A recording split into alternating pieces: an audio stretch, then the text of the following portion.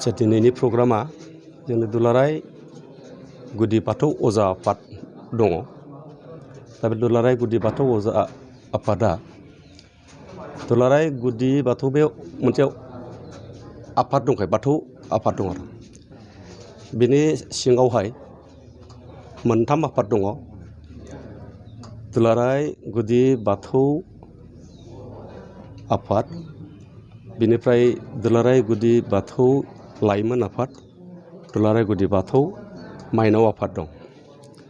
बे दालाय आफाद हिसाबै बे आफादनि सिङावनो मोनसे जोङो दुलाराय गुदि बाथौ अजा आफाद हिसाबै थांनाय 2022 नि 25 डिसेम्बरावहाय जों अजा आफाद हिसाबै दाजादों।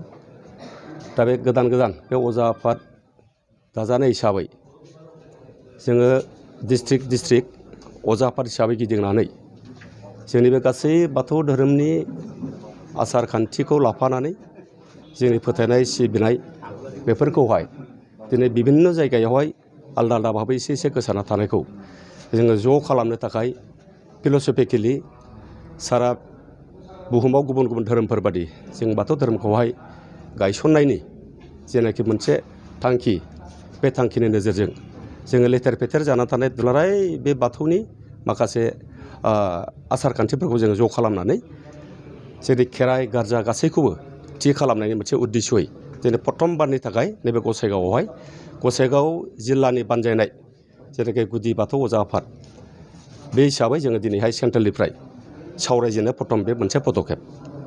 बेयाव सावरायनाय आयदाया जाहैबाय, आं एसे सिगाङावनो बुंखाबाय, जोङो दुलाराय गोदो गोदाय आजै आजौनिफ्राय जोंनि बर' धोरोम अर्थात बाथौ धोरोम, बे बाथौ धोरोमखौहाय जायगा बिसेसै जोङो बे रोखोम लामा ससेयाव लिरनानै दोननाय मोनसे धोरोमनि बिजाब गैयैलाय जायगा जायगा जिहेथु एसे लेथेर फेथेर जानानै थादों।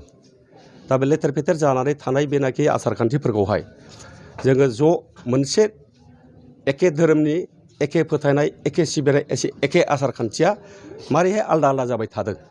दा बेखौ जोङो नुनायाव उसुबिदा नुदों आरो गुबुन धोरोमारिफ्रा जोंनि धोरोमखौहाय बिसोरनावहाय धोरोमा खौसे नङा, बेवहाय सान्थौनि माखासे माबाफोरखौ धोरोमनि जेनाखि फिल'सफि सान्थौ बेखौ मिथिनो मोननाय जायाखै बा जों प्रकास खालामनानै जोङो होनो हायाखै। दा बेखौ जोङो फिल'सफिकेलि जोंनि बाथौ धोरोमखौहाय बे फोसावनायनि जेनाखि मोनसे थांखि, बे नोजोरै जोङो दिनैहाय गासै बे अजाफोरखौ लानानै जों सावरायनाय बेबस्थाखौ लादों। थांखिया जाहैबाय जोंनि बाथौ धोरोमखौ प्रसार खालामनायाव, फोसावनाय फोगोमनाय फेहेरनायाव गुदियै जोंनि अजाफ्रानो गुबै दायथ' दङ। आरो बे अजाफ्रानो गासै आसार खान्थिखौहाय जोनोमनिफ्राय थैजासिम जोंनावहाय जिनाखि आसार खान्थिफोर जायो आरो धोरोमनि जेनाखि फोथायनाय सिबिनाय, बाथौ सायसालामियानो बुं, खेराइयानो बुं, बा गार्जा गासोनानो बुं, बा हामबायानो बुं, बेफोरखौ जिहेथु अजाफ्रासो मेइन दायथ' लानानै जोङो न' थांनानै खामानि मावो। बे हिसाबै अजाफ्रानो बांसिनै बाथौ धोरोमनि जेनाखि फिल'सफिखौ फोसावनाय आरो बेखौ हमथानायाव अजाफोरनि गिदिरथार बिबान दङ हिसाबै जोङो बे आयदायावहायनो दिनै अजाफ्रा खौसे जानायनि मुङाव जों सावरायगोन। एसे दुखुनांथाव जाबोदों समय सापेखे जोङो जेरै बाथौनि जेनाखि फिल'सफि, बे फिल'सफिखौ जों लिरनाय महराव फोसावनानै होनो हायियाव, जोंनि मानसिफोरनो जों सोनानै होनो हायियाव भुलक्रमे जोंनि बिदा फंबायफ्रानो बुजियैयावहाय जेरै मालायनि थाखानाय धोरोमफ्राव एसे बारि बारलांदों। आरो बेयो बारा गिदिर खोथा नङा, खार'ना जों मिथिगौ प्रत्येक धोरोमावनो बे रोखोम मोनसे पन्थी हिसाबै गावबागाव जेनाखि मोनसे बिसास फोथायनाय, आरो भारतआ मोनसे सेकुलारिज्म बे मोनसे कान्ट्रि हिसाबै धोरोमखौबो लानो हायो हिसाबै गुबुन गुबुन धोरोमाव बारलांनायखौ जों नुदों। खिन्थु बियो बारा गिदिर बाथ्रा नङा आरो जेलानाखि जोङो जोंनि बाथौ निजिसो थाखानाय फिल'सफिखौ थिग खालामनो हागोन, निस्सय जोंनि बे बारि बारलांनाय बिदा फंबायफ्रा बुजिनानै गावनि स्वधर्म माने गावनि निजिस धर्मआव फैफिनगोन होनना जोंहा मोनसे फोथायनाय दङ। आरो बे फोथायनायखौ लानानैनो जोङो दिनैनिफ्राय नैबे गसाइगाव बे जिल्लानिफ्राय बे अजानि रायलायनाय हाबाफारिखौ जोङो सुरु खालामजेनदों। गुबैयै नैबे गसाइगाव जिल्ला हिसाबै जोंहा बाथौ हिसाबै जिल्ला दङ बेवहाय। बे गसाइगाव जिल्लानि अजाफ्रा जोंनि मिथिनायाव दिनैहाय 50 जननि एसे बारा दङ। आरो बेजों लोगोसे बे अजाजों सोमोन्दो थानाय, जोंनि आसार खान्थिजों सोमोन्दो थानाय जोंहा दौसिनिगिरिफोर दङ। आरो माखासे बेदिनो बिमा माहारिनिफ्राय जेनाखि मोनसे मा होनना बुंगोन बेखौ डिभाइनेसन मोनसे सिस्टेम बेयो नायखांनाय मोनसे सिस्टेम बेबादि साफा साफा बेक्ति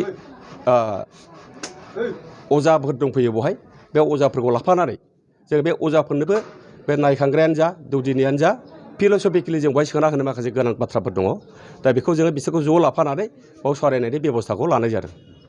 गिबियावनो नोंथांमोननि चेनेलखौ आं बरायग्रोनाय जाहैबाय। दा जोङो नैबे क'क्राझार मा होनो गसाइगाव जिल्लानि सिङाव थानाय जाहा जथनाखि अजा आरो दौदिनि आरो नायगिरि आरो जा बाथौ हाबा होग्रा अजा आरो आथिं आखाइ बायनाय फाहामग्रा अजा बेखौ लानानै जोङो दुलाराय गुदि बाथौ अजा आफादा मोनसे लोगो हमनाय मोनसे माबाखौ लानानै आरो जोङो बाथौ धोरोमखौ माबोरैहाय रैखाथि होनांगौ बिनि थांखि बायदियै जों गोबां गोथौ आरो गुवार फोसाबथारनायनि मिजिंखौ लानानै जों दिनैहाय सावरायनांगौ दं होननानै जों बाहाय दिनै सेथि गसाइगाव जिल्लायाव आगान होफैदों।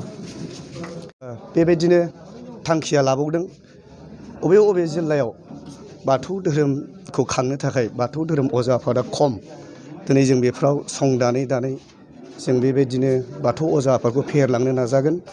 बेफोरबायदिनो दुलाराय बाथौ धोरोमखौ जोङो गेरेमसा महर होनो नाजालांगोन। बिनि थांखिखौनो लानानै जों दिनैहाय बे मेलखौ जिरायनाय जागोन।